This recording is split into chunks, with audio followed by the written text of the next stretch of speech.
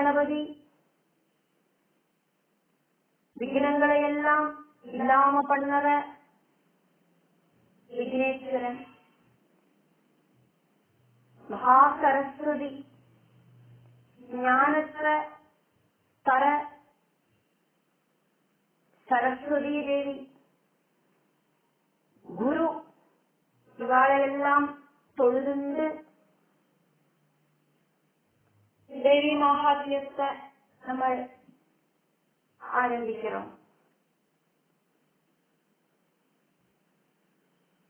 ஓம் நம சண்டிகாயே நம.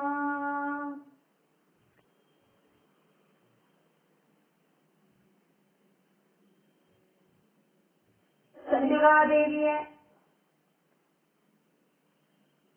മനസ്സിലെ സ്മരിച്ചുണ്ട്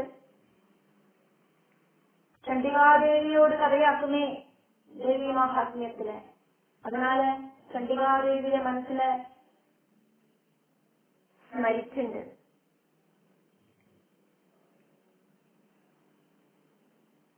அதுக்கப்புறமா மகா கணபதிய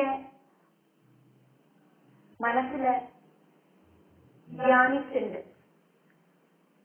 സർവ വിഘ്നങ്ങളോടും നിവൃത്തിക്കായിട്ട് தேவி மகாத்மிய பாராயணம் தடங்கள் இல்லாம செய்யறதுக்கு, எல்லா விக்னங்களையும் இல்லாம பண்ணறதுக்கு கணபதி பகவான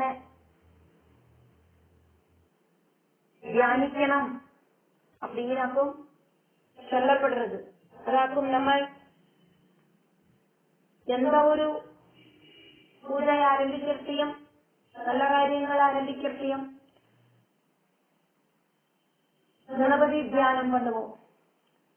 சுக்லாம்பரதரம் விஷ்ணும் சசிவர்ணம் சதுர்புஜம் பிரசன்னவதனம் த்யாயேத் சர்வ விக்னோபசாந்தயே. எல்லா விக்னங்களையும் இல்லாம பண்ணற அந்த கணபதி பகவான மனசா தியானிக்கிறேன், தியானிக்கணும் அப்படின்னு இதுல சொல்லி இருக்கு. நம்ம அப்படி அந்த விக்னேஸ்வரனை மனசுல தியானிச்சுட்டு இந்த தேவி மகாத்மிய கிரந்தத்தை படிச்சு தெரிஞ்சுக்கிறோம். அதே மாதிரி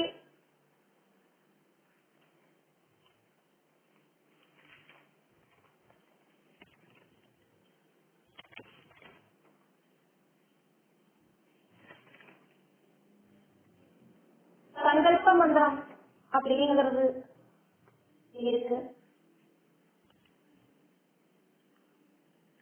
அது என்னவாக்கும் அப்படிங்கறத நான் இங்க சொல்றேன், அவ்வளவுதான்.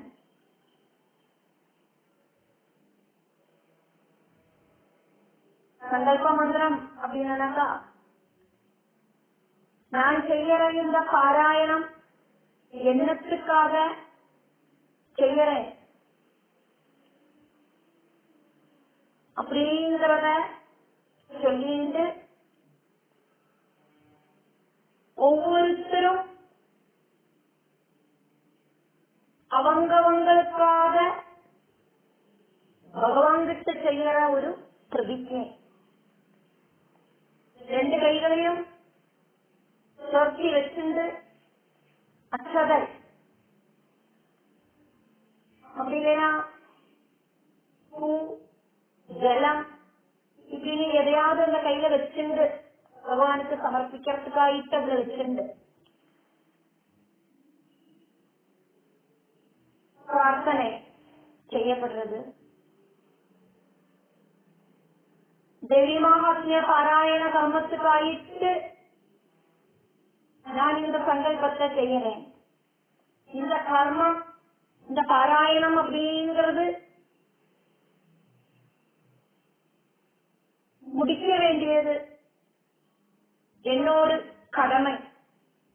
இந்த கைகள் இந்த பாராயணம் முடிகிற வரைக்கும் வேற எந்த வேலையும் செய்யாது. அப்படி சங்கல்பத்தை திருடப்படுத்தி பகவானுமாயிட்டு ஒரு கமிட்மெண்ட் உண்டாக்கப்படுறது. வலது கையில இடது கையை வச்சுண்டு வலது பக்கத்தில் இருக்கிற தொடையில அந்த கைகளை வச்சுண்டு சங்கல்ப மந்திரம் சொல்லப்படுறது. இங்க நான் என்னவாக்குமது அப்படிங்கறத எக்ஸ்பிளைன் பண்ணத்தான் செய்றேன். இதெல்லாம் குரு கிட்ட இருந்து டைரக்ட் ஆயிட்டு உபதேசம் வாங்க வேண்டிய விஷயங்களுக்கும்.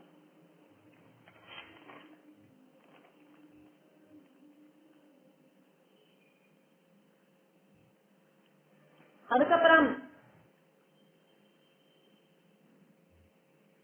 பூஹு புவஹா சுவஹா ஓம், அதாக்கும் பூர்புவ சுவரோம் அப்படின்னு சொல்லப்படுறது. பூஹு அப்படின்னா பூமி, புவஹா அப்படின்னா அந்தரிக்ஷம், சுவஹா அப்படின்னா ஸ்வர்க்கம். காயத்ரி மந்திரத்தோடு வியாகிருதி மந்திரம் ஆக்கும். இது 3 லோகங்களை இண்டிகேட் செய்யற மந்திரம். திரிலோகங்களை ஸ்மரிக்கிறதுக்கு, மனசுல நினைக்கிறதுக்கு இந்த மந்திரம் நமக்கு ஹெல்ப் பண்றது. திரிலோகம் அப்படிங்கிறது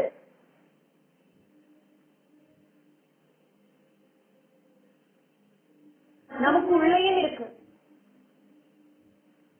ஸ்தூலமாயிருக்கிற பூமி, சூக்ஷ்மமாயிருக்கிற அந்தரிக்ஷம், காரணமாயிருக்கிற சொர்க்கம்.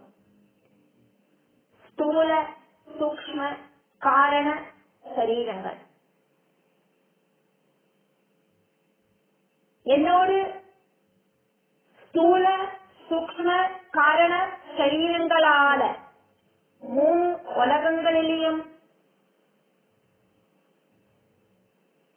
எல்லா இடத்திலையும் நிறைஞ்சு நிற்கிற ஈஷாவாசம் இதம் சர்வம் அப்படி இருக்கிற அந்த பகவானை ஸ்மரிச்சுண்டு சங்கல்ப மந்திரத்தை ஆரம்பிக்கப்படுறது.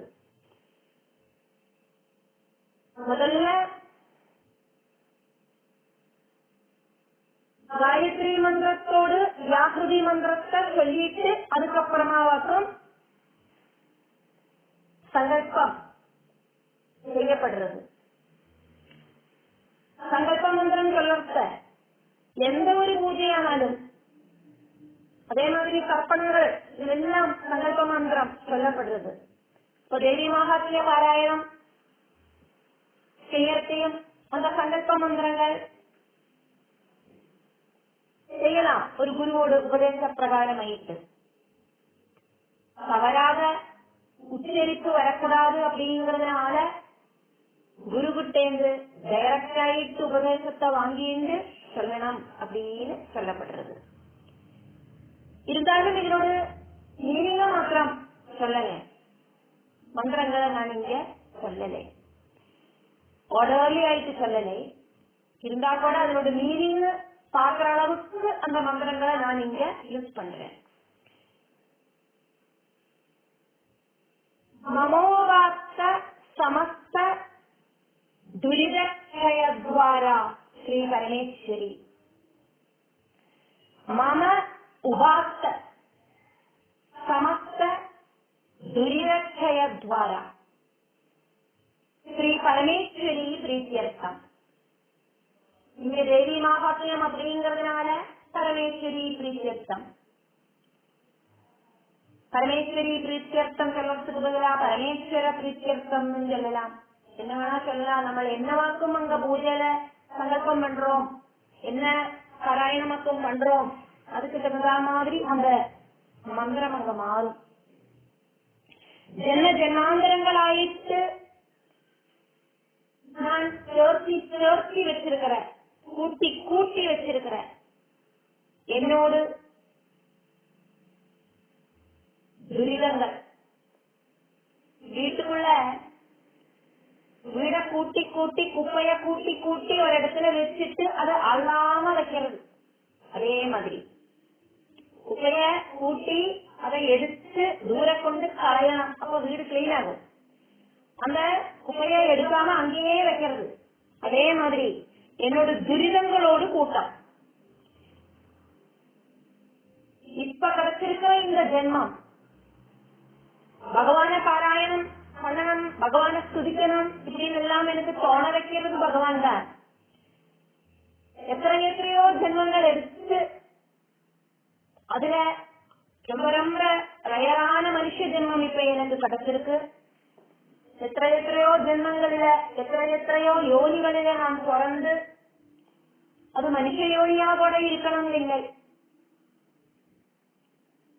எத்தனையோ யோனிகளில பிறந்து எத்தனையோ ஜென்மங்களாக பிறந்து மறுபடியும் மரிச்சு மறுபடியும் பிறந்து இப்ப இந்த மனுஷ ஜென்மம். ஓரோ ஜென்மங்களிலும் அப்பா அம்மா சகோதரங்கள் வேற வேறையா இருக்கும். இந்த ஜென்மத்துல சுகிருதம் செஞ்ச அப்பா அம்மாவுக்கு பிறந்ததுனால இப்போ எனக்கும் அம்பாள கூப்பிடக்கூடிய சுகிருதமான அந்த புண்ணியம் அப்படிங்கிறது கிடைச்சிருக்கு. இത്ര காலமாயிட்டு நான் ஆர்ஜிச்ச ரிசீவ் பண்ணின கூட்டி வச்ச எல்லா துரித கூட்டங்களையும் இல்லாம பண்றதுக்காயிட்டு டிக்ரீஸ் செய்யறதுக்காயிட்டு நான் இந்த பாராயணத்தை செய்யறேன் அப்படின்னாக்கும் அம்பாள் கிட்ட சங்கல்பம் பண்ணிக்கிறது. என்னோட இந்த துரிதங்கள் எல்லாம் குறையறதுக்கு வேண்டிட்டாக்குமே நான் பாராயணம் பண்றேன். இந்த பாராயணம் வழி என்னுடைய எல்லா விதமான துரிதங்களும் இல்லாம ஆகிறதுக்கு ஸ்ரீவரமேஸ்வரி பிரசாதிக்கணும் அப்படின்னு பிரார்த்திக்கணும். 1 கோடி ரூபாய் கடன் இருக்கிறவனுக்கு மாசா மாசம் லட்சங்கள் சம்பாத்தியம் இருந்தா கூடியும் மேக்சிமம் பணம் அப்படிங்கிறது லயபிலிட்டிஸ் இல்லாம பண்றதுக்கு கடன் அடைக்கிறதுக்கு போறது. 1 கோடி ரூபாயோட கடன் அந்த லயபிலிட்டிஸ் கொடுத்து இருக்கானாக்கா அதுக்கப்புறமா சம்பாதிக்கிறது எல்லாம் நம்மளுடைய எல்லாவித எக்ஸ்பென்ஸும் போனதுக்கு அப்புறம் பேலன்ஸ் இருக்கிறது எல்லாம் அஃபெக்ட் ஆகும். அதே மாதிரி நான் நிறைய துரிதங்களை ஜென்மாந்திரங்களாயிட்டு கூட்டி கூட்டி சேர்த்து வச்சு அது ஒரு லைபிலிட்டி மாதிரி வச்சிருந்திருக்கேன். நான் செய்யற தேவி மகாத்மிய பாராயணம் அப்படிங்கிற புண்ணிய கர்மத்தால என்னோட பாவத்தோடு டெபாசிட் கம்மியாயி வந்து நில் பேலன்ஸ் ஆகணும். பாவமே இருக்கக்கூடாது.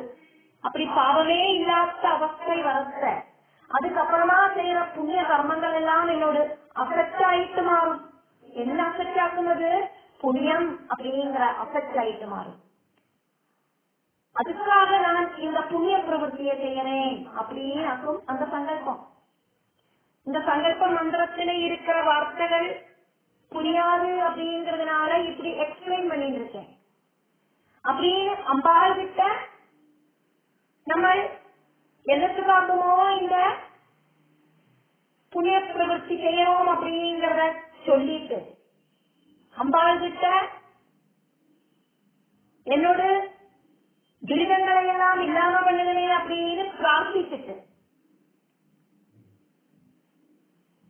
ஏது காலத்திலேயாக்கும் இந்த பாராயணம் செய்யறோம் அப்படிங்கறத விவரிக்கிறதாக்கும் சங்கல்ப மந்திரத்துல இருக்கு. முதல்ல காலம் அப்படிங்கிறது இம்பார்ட்டன்ட் மஸ்ட். நம்ம இப்போ ஒரு கல்யாணமோ அதே மாதிரி ஒரு ஃபங்க்ஷனோ எல்லாம் இருக்கிறத எந்த வருஷம் எந்த மாசம் எந்த டேட்டு எந்த முகூர்த்தம் எந்த நாள் இப்படி எல்லாம் குறிக்கிறோம். எந்த பிளேஸ் எந்த மண்டபம் இப்படி எல்லாம் சொல்லுவோமே அதே மாதிரி முதல்ல ஆத்ய பிரம்மணகா பிரம்மாவுக்கு மொத்தம் 100 வயசு. பிரம்மாவோட ஆயுள் 50 வயசு அப்படிங்கிறது ஒரு பரார்த்தம். அப்படி பிரம்மாவுக்கு 2 பரார்த்தமாக்கும் அவரோட ஆயுள் காலகட்டம். ஒரு பரார்த்தம் அப்படிங்கிறது 50 வயசு. அப்போ 50 வயசு முடிஞ்சு பிரம்மா 2வது பரார்த்தத்தோடு ஸ்டார்டிங்கும் இருக்கார். அந்த காலகட்டத்திலேயும் நம்ம இருக்கோம். அதனால பிரம்மாவோடு 50 வயசு முடிஞ்சு 51வது வயசு ஸ்டார்ட் பண்ற நாள்லயாக்க நம்ம இருக்கோம். அதனால இங்க என்ன சொல்லப்படுறது அப்படின்னாக்கா, ஆத்ய பிரம்மணஹா திடீய பரார்த்தே, இரண்டாவது பரார்த்தத்துல 51வது வயசோட ஆரம்பத்துல அப்படின்னு சொல்லலாம். அதுக்கப்புறமா என்ன சொல்லப்படுறது, ஸ்வேத வராக கல்பே.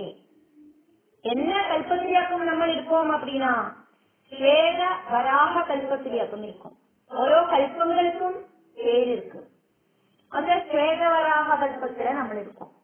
அதுக்கப்புறமா மன்வந்தரம் ஏதாக்கும் அப்படின்னு சொல்லப்படுறது.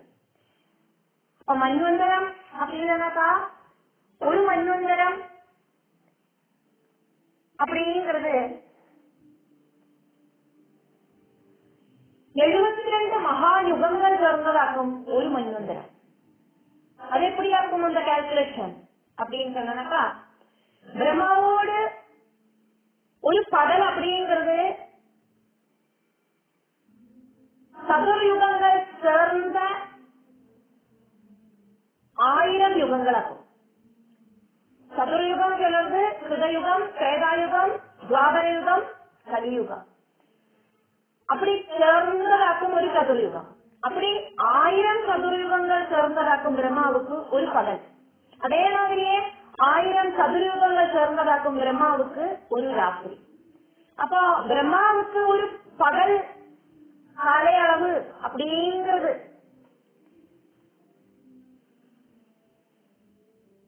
அந்த ஒரு பகல் காலை அளவுல 14 மனுக்களோடு ஆட்சி அப்படிங்கிறது இருக்கும். அப்போ 1000 மகாயுகங்களாக்குமே பிரம்மாவோடு ஒரு பகல், 1000 சதுர்யுகங்களாக்கும் பிரம்மாவோடு ஒரு பகல். அந்த 1000 சதுர்யுகங்களை 14 மனுக்களும் ஷேர் பண்ணினா, அப்போ 1000 டிவைடட் பை 14, அப்போ 71.43 அப்படின்னு கிடைக்கும். அது என்ன ஆக்கும்னா மகா யுகங்களோடு எண்ணிக்கையாக்கும். அதை ரவுண்டப் ஆயிட்டு எடுக்கிறத 72 மகாயுகங்கள் அப்படின்னு எடுத்துக்கலாம். அப்படி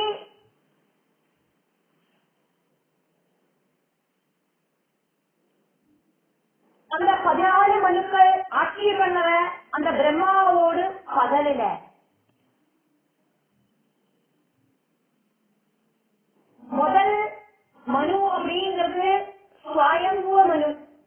அவரோடு மன்வந்தரத்துக்கு பேராக்கும் சுவாயம்புவ மன்வந்தரம். இரண்டாவது மனு அப்படிங்கிறது சுவாரோதிக மனு. அவரோடு மன்வந்தரம் சுவாரோதிக மன்வந்தரம். மூணாவது மனு உத்தம மனு, உத்தம மன்வந்தரம். அதுக்கப்புறம் தாபச மன்வந்தரம். அதுக்கப்புறம் ரைவதன் அப்படிங்கிற மனுவோட ஆட்சி 6வது மன்வந்தரம் சத்யுஷ மன்வந்தரம். அந்த 6வது மன்வந்தரம் சத்யுஷ மன்வந்தரம், சத்யுஷ மனுவோடு மன்வந்தரம். அது முடிஞ்சு 7வது மன்வந்தரம் வைவஸ்வத மனுவோடு ஆட்சியிலேயாக்கும் நம்ம இருக்கோம். அதனால வைவஸ்வத மன்வந்தரத்துல அப்படின்னு அந்த சங்கல்ப மந்திரத்துல பாக்கிறதுக்கு சாதிக்கும்.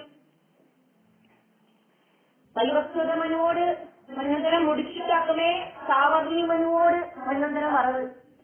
அந்த சாவர்ணி மனுவோடு மன்வந்தரம், சாவர்ணி மன்வந்தரத்துல இருக்கிற அந்த சாவர்ணி மனு எந்த அளவுக்கு புண்ணியம் செஞ்சுட்டாக்கும் அவருக்கு அந்த மனுவாயிட்டு அவர் வருவார் அப்படிங்கிறதையாக்கும் இந்த தேவி மகாத்மியத்தோட கதைகளில் நம்ம பார்ப்போம். அப்ப இந்த மன்வந்தரத்துக்கு எல்லாமே நல்ல நல்ல இம்பார்ட்டன்ஸ் எல்லாம் உண்டு. அப்ப சங்கல்ப மந்திரத்தையாக்கும் நம்ம பார்த்துட்டு இருக்கோம் அப்படிங்கறதுனால அதுக்குண்டான விஷயங்களை மாத்திரம் பார்க்கலாம். அப்போ வைவஸ்வத மன்வந்தரே, வைவஸ்வத மன்வந்தரத்துல நம்ம இருந்துருக்கோம். வைவஸ்வத மன்வந்தரத்துல இருக்கிறதையாக்கும் இந்த தேவி மகாத்மிய பாராயணத்தை பண்ணுறோம் அப்படின்னாக்கும் அந்த சங்கல்ப மந்திரத்துல சொல்லுறோம்.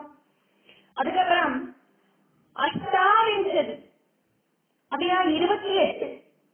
இங்க என்ன வாக்கும் இந்த 28 அப்படின்னு பார்த்தானாக்கா மகாயுகங்கள். 28 மகாயுகங்கள் முடிஞ்சிட்டு 29ஆம் மகாயுகத்துல கிருதயுகம் முடிஞ்சு, திரேதாயுகம் முடிஞ்சு, துவாபரம் யுகம் முடிஞ்சு, கலியுகத்தோட ஆரம்பத்திலேயாக்கும் நம்ம இருக்கோம். அதனால அஷ்டாவிம்சதிதமே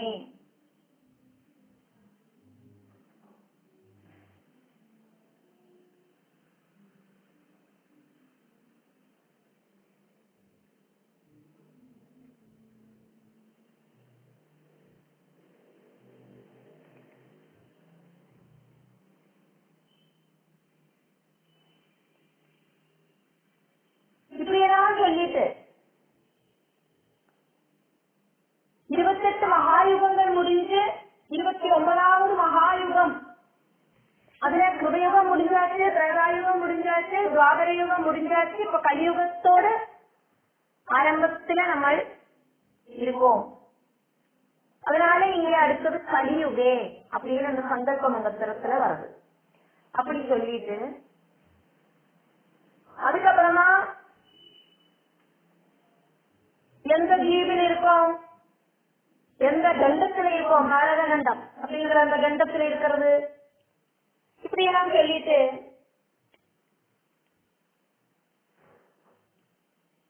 சம்வத்சரத்தோட பேரு சொல்லணும். எந்த சம்வத்சரத்திலேயாக்கும் நம்ம இப்போ இருந்துட்டு இருக்கோம் அப்படிங்கிறது.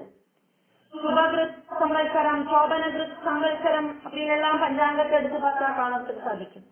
அத சொல்லிட்டு அதுக்கப்புறமா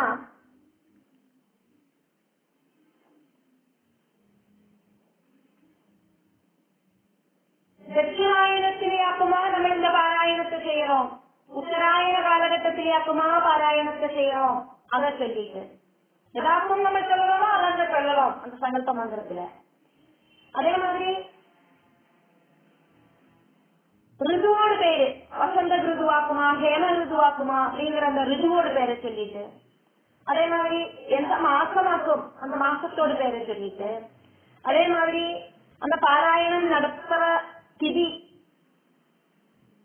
என்ன திதி ஆக்கும் அப்படின்னு சொல்லிட்டு, அதே மாதிரி கிருஷ்ணபட்சத்திலேயாக்குமா செய்யறோம், சுக்லபட்சத்திலேயாக்குமா செய்யறோம் அப்படிங்கிற அந்த பட்சத்தோடு பேரை சொல்லிட்டு, அதே மாதிரி நாள் 7 நாட்கள் உண்டு, சனி ஞாயிறு திங்கள் அப்படின்னு, அதுல ஏது நாள்லயாக்கும் நம்ம செய்யறோம் அப்படின்னு சொல்லிட்டு, ஏது நட்சத்திரத்திலேயாக்கும் செய்யறோம் அப்படின்னு சொல்லிட்டு, அதே மாதிரி எல்லாத்துக்கும் முகூர்த்த சமயம் குறிக்கிற மாதிரி தேவி மகாத்மிய பாராயணம், தேவி பாகவத பாராயணம், இப்படி எல்லாம் நவாகமாயிட்டு எல்லாம் செய்யற முகூர்த்த சமயங்கள் எல்லாம் குறிச்சுக்காக்க நம்ம அதை செய்வோம். அப்போ அந்த முகூர்த்த சமயம், லக்ன சமயம் அதை என்னவாக்கும் அப்படிங்கறத சொல்லிட்டு, அதாவது அந்த பாராயணம் செய்யற கர்மத்தோடு டைம், டைம் அதை சொல்லிட்டு, இதெல்லாம் சொல்லிட்டு உறுதி பண்றதாகும் சங்கல்பம் என்ற. இதெல்லாம் சொல்லிட்டு என்ன செய்யணும் அப்படின்னா, அஸ்யாம் இந்த பாராயணத்தால என்னோடு சகல பாவங்களும் இல்லாம ஆயிட்டு தேவி சாட்டிஸ்ஃபைட் ஆயிட்டு அனுகிரகிக்கணும். அஸ்மாகம் அப்படின்னா எங்களோடு சர்வ ஏஷாம் எல்லாரோடும் குடும்பான குடும்பங்களில் இருக்கிறவா அத்தனை பேரோடும் நமக்கு உண்டாகேண்டதான நன்மைகளை ஆனா எல்லாத்தையும் சொல்லிட்டு க்ஷேமம் உண்டாகணும், அதே மாதிரி தைரியம் உண்டாகணும், வீரியம் உண்டாகணும், விஜயம் உண்டாகணும், ஸ்தைரியம் உண்டாகணும், ஆயுள் அப்படிங்கிறது நல்லா தீர்க்கமான ஆயுள் உண்டாகணும், ஆரோக்கியம் உண்டாகணும், ஐஸ்வர்யம் உண்டாகணும், இப்படிங்கிறத எல்லாத்திலையும் சொல்லிட்டு இதெல்லாம் இந்த நமக்கு உண்டாக வேண்டிய நன்மைகள் எல்லாம் அபிவிருத்தியர்த்தம், இதோடெல்லாம் அபிவிருத்திக்காயிட்டு சமஸ்த மங்கள அவாப்தியர்த்தம் எல்லா மங்களங்களும் பிராபிக்கிறதுக்காயிட்டு சமஸ்த துரித நிவாரணத்துக்காயிட்டு ஸ்ரீ சண்டிகா பிரசாதம் கிடைக்கிறதுக்காயிட்டு எல்லா ஆபத்துகளையும் இல்லாம பண்றதுக்காயிட்டு, சகல பாதங்களும் இல்லாம ஆகிறதுக்காயிட்டு, சர்வ அபீஷ்டங்கள அவாப்தியர்த்தம் தர்ம அர்த்த காம மோட்ச அர்த்தார்த்தங்கள் சதுர்விதமான புருஷார்த்தங்கள் எல்லாம் கிடைக்கிறதுக்காயிட்டு ஸ்ரீ மகாகாளி பிரதம சரிதத்துல வர்ணிக்கப்படுற மகாகாளி, மத்தியம சரிதத்துல வர்ணிக்கப்படுற ஸ்ரீ மகாலட்சுமி, உத்தம சரிதத்துல வர்ணிக்கப்படுற ஸ்ரீ மகா சரஸ்வதி, இவ எல்லாரும் பிரசாதிக்கிறதுக்காயிட்டு திரயாங்க பாராயண பூர்வகம். திரயாங்கம் அப்படின்னா பாராயணத்துக்கு முன்னால 3 விஷயங்களை பாராயணம் பண்றோமே, அதாவது இந்த திரயாங்கம், கவசம், அர்கலம், கீலகம் அப்படிங்கிற 3 அங்கங்களோடு கூடின பாராயணம். இந்த 3ஐயும் ஜெபிச்சுட்டு, கவசம், அர்கலம், கீலகம் எல்லாம் ஜெபிச்சுட்டு ஸ்ரீதேவி மகாத்மிய பாராயணம் கரிஷ்யே, நான் செய்ய போறேன் அப்படின்னு சொல்லி தாக்கும் சங்கல்ப மந்திரம். இப்படி இந்த சங்கல்ப மந்திரம் ஒன்றும் சொல்லாதையே கவசம், அர்கலம், கீலகம் மட்டும் சொல்லிபடியும் தேவி மகாத்மிய பாராயணம் செய்யலாம். அதுக்கப்புறமா சாவோத்தார மந்திரம். நம்ம தெரிஞ்சோ செய்யாமையோ அடுத்தவாளுக்கு நம்மளால துக்கம் உண்டாயிருக்கும். அதனால நம்மளோட வார்த்தைகளால அவளுக்கு துக்கம் உண்டாயிருக்கலாம், நம்மளோட செய்தியினால துக்கம் உண்டாயிருக்கலாம். நம்ம காரணமாயிட்டு அடுத்தவாளோட மனசு சங்கடப்பட்டிருக்கும். அந்த சங்கடம் அவ அனுபவிக்கிறத வாய் விட்டு நம்ம சபிக்கணும்னு ஒண்ணும் இல்லை. ஆனா அவளோட மனசு அந்த சங்கடம் நம்ம அவளுக்கு கொடுத்த சங்கடம், அது காரணமாயிட்டு அவளோட மனசுல உண்டாகிற சங்கடம் அப்படிங்கிறது ஒரு சாபமாயிட்டே வந்துடும் நமக்கு. அப்படி இருக்கிற சாபத்தை இல்லாம பண்றதுக்காக்கும் சாப உத்தாரணம், சாபத்தை இல்லாம பண்றதுக்காயிட்டு உள்ள மந்திரமாக்கும் சாபோத்தார மந்திரம். டைரக்டாயிட்டு குருவோட உபதேச பிரகாரம் எத்தனை ஆவர்த்தி சொல்லணும் அப்படிங்கறதையெல்லாம் தெரிஞ்சுட்டு வேணும் இதெல்லாம் சொல்றதுக்கு. இருந்தாலும் அது என்னவாக்கும் அப்படிங்கறத மட்டும்தான் நீங்க நான் எக்ஸ்பிளைன் பண்றேன். ஜெகத் ரெக்டை பண்ற தேவிய பிரார்த்திச்சுட்டு சாப நிவர்த்திக்காயிட்டு பிரார்த்தனை நடத்துற மந்திரமாக்கும் சாபோத்தாரண மந்திரம். பீஜ மந்திரங்களாக்கும் இதுல யூஸ் பண்ணப்படுறது. அதனால அக்ஷர தவறுகள் இல்லாம சுடமாயிட்டு வேணும் இதை சொல்றதுக்கு. அதனாலயாக்கும் குருவோட உபதேச பிரகாரம் மட்டுமே இதை சொல்லலாம் அப்படின்னு சொல்றது. அக்ஷரங்கள் தவறீடு தப்பிட்டு அப்படின்னாக்கா அதனோட ரிசல்ட் மாறி போயிடும். பீஜ மந்திரங்களை சொல்லிட்டு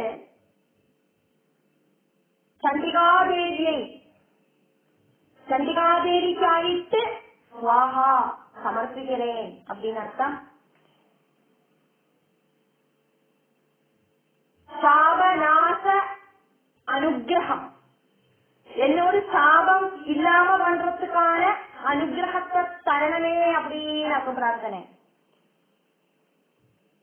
அதுல 2 தடவை குரு குரு அப்படின்னு சொல்றது, செய்யணும் செய்யணும் அப்படின்னு தேவிய பிரஸ் பண்ணி சொல்றது.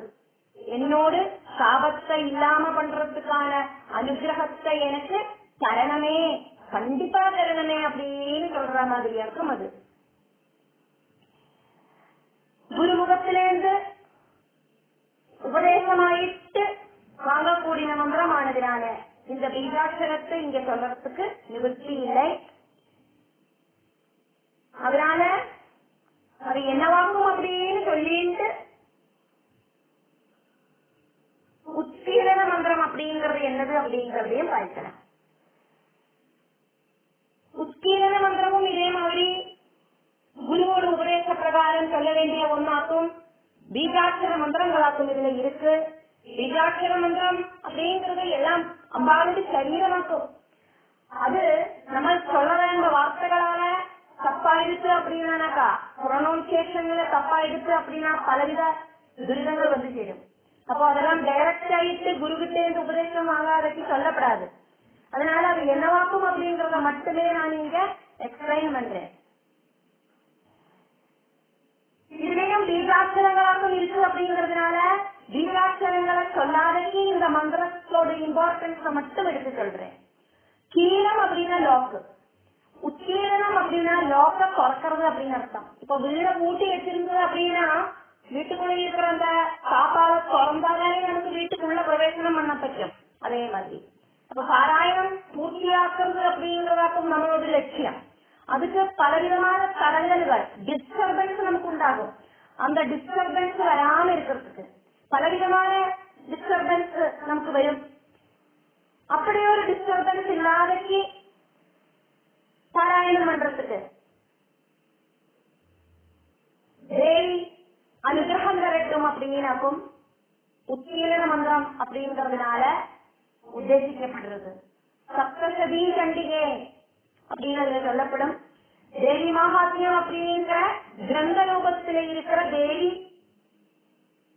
தேவியோட பாராயணத்துக்கான எல்லா தடங்கல்களையும் இல்லாம பண்ணணுமே அப்படின்னாக்கும் சொல்லப்படுறது. இப்ப நம்ம பார்த்த மந்திரங்கள் சங்கல்ப மந்திரம், அதே மாதிரி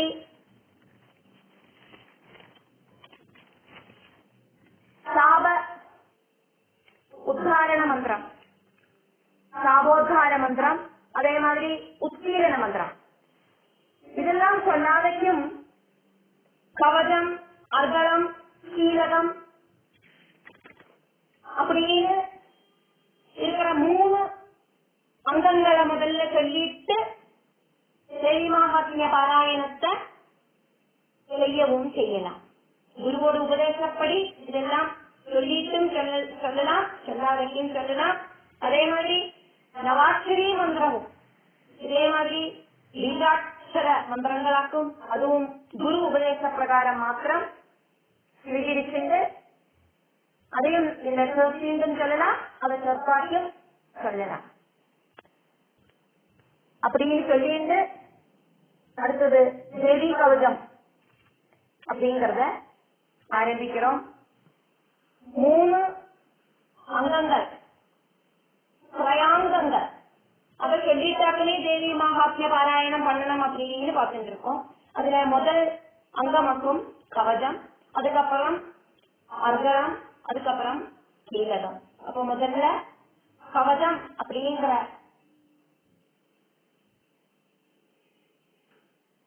அங்கத்தை பார்க்கிறோம்.